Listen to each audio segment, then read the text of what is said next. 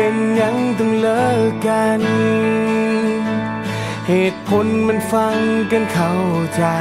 บ่มีคำใดๆอธิบายเหตุผลมีเป็นห้อยพันแต่คิดจะบอกเลิกกันก็ให้มันชัดเจนกว่านี้หมื่นคำล้ำลาบ่มีความหมายจะฟังคำนี้แล้วใจสลายคำที่ว่าดีเกินไปดีบ่พอที่เจ้าเดินหาแววตามันฟ้องทั้งหัวใจว่าใครบ่พอดี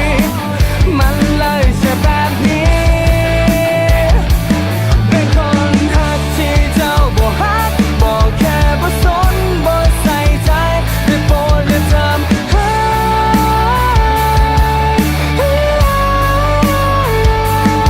อย่าบอกว่าดีเกินไป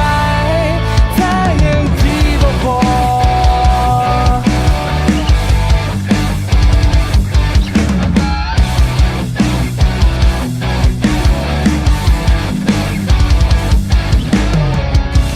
เสียใจที่เจ้ามาเลิกกัน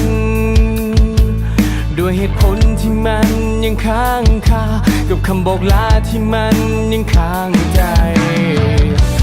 เหตุผลมีเป็นล้านคำแต่คิดจะบอกเลิกกันอย่าเอามาใส่เลยคำนี้หมื่นคำล้ำลาบ่มีความหมายจะฟังคำนี้แล้วใจสลายคำที่ว่าดีเกินไปดีก็พอที่เจ้าเดินหาแววตามันฟ้องทั้งหัวใจว่าใครบ่พอดีมันเลยใช่แบบนี้เป็นคนหักที่เจ้าบ่ฮักบ่แค่บ่สนบ่ใส่ใจได้โปรดอย่าทำให้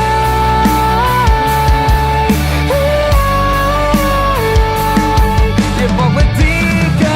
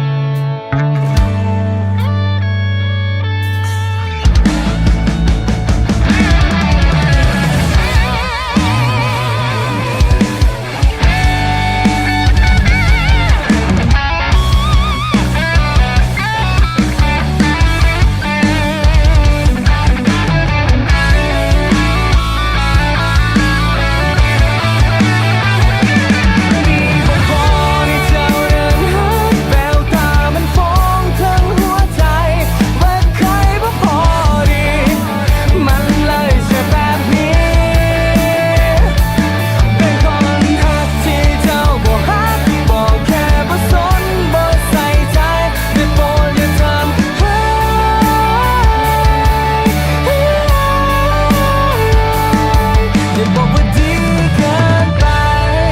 ถ้ายังดีบ่พอ